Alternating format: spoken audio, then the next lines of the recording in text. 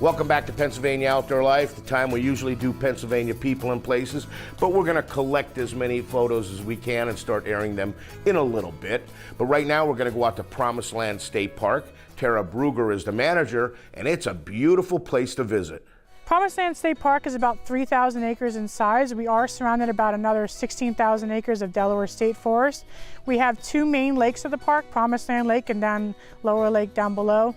The main draw of Promised Land State Park is probably our overnight facilities besides our lakes. We have a little over 400 overnight facilities here at Promised Land State Park, ranging from everything from camping to cottages to cabins and even a Whitaker Lodge. So this is a cottage and you have cabins. What's the difference? Yeah, so this is a cottage. At cottages, there's no appliances in them. It's just going to be beds. This one sleeps 5 as long as with our other cottages. Our cabins, which are bare wallow cabins, they're modern cabins. They have refrigerators, stoves, microwaves, things like that. So this is a sturdy roof. You can stay dry. You have to bring your own coolers and everything. All your own linens, coolers, everything like that. Yep. And we still have to wear a mask to go in? Inside, yes. I just want to check this out. Yep.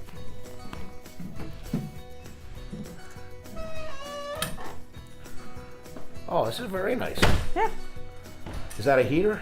Yeah, it is. It does have electric heat and outlets and things like that for charging your phone, but as far as appliances, there's no appliance. How do you like that? This is Promised Land Lake, which a lot of people refer to as our upper lake. Here we have mostly warm season fishes, your bass, your panfish.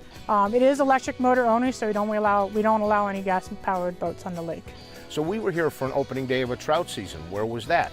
Opening season, trout season is going to be at the lower lake. They do stock that with trout in the early spring and throughout the spring. So they do have some cold fisheries down there, but also you'll find your bass and your panfish in the lower lake as well.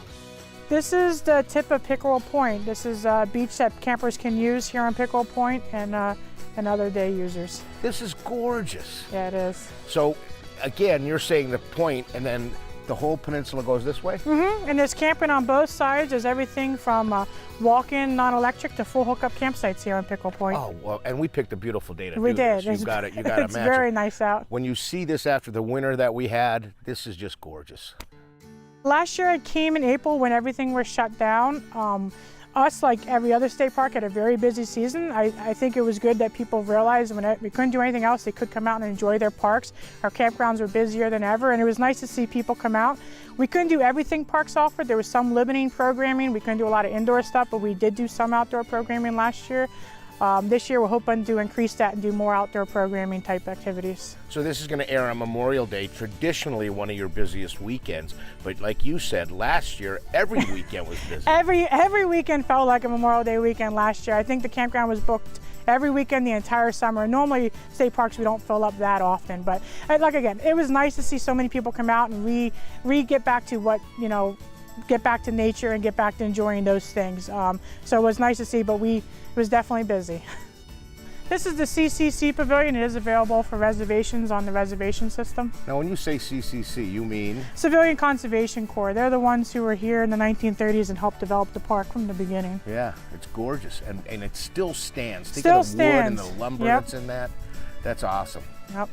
So what do we have here? This is the park museum. It's called the Maskey Museum.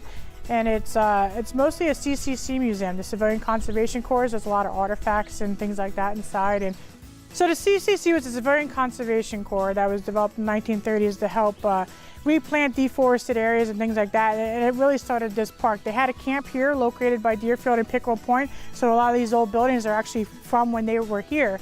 Planting trees, developing trails, things like that. It was like to help us through the Great Depression, put people to work. Yep. And we benefited by this state park. Yes, yep. Wow, this is a pretty cool room. What is this? Just a little nature center? Yeah, this is a little nature center. It has some displays in it, some educational displays that kids can come in and see things and touch things. I mean, we're getting new fisher reports and otter reports. I mean, right now, if you come in here, you could see animals that are just now being seen more and more in the woods. Yeah, definitely. We got a whole wall of different birds, some pull-out drawers with different artifacts in it. So yeah, definitely neat. I think as vaccinations increases and things like that, I know we've already gotten guidance that we're going to start allowing to do more programs. This summer, we're actually looking forward to open up the Maskey Museum. Last year it was closed. We're going to run a lot more camps, some kayaking programs. So we are going to do a lot more programs here at the park, as well as some of our old virtual programs as well. We're not completely opened up, but we are seeing more of a trend that way to be opening up. You do have overnight stay here. If somebody wants to get involved with that, what's the best way to book one of these? You can either go on our website and there'll be a link, or you can just go right on to visitpaparks.com or call the reservation system to look for campsites. Thank you, Tara. And of course, you could go to any of the state parks, or you can learn about them on the DCNR website. We're going to take a short break and we'll be right back.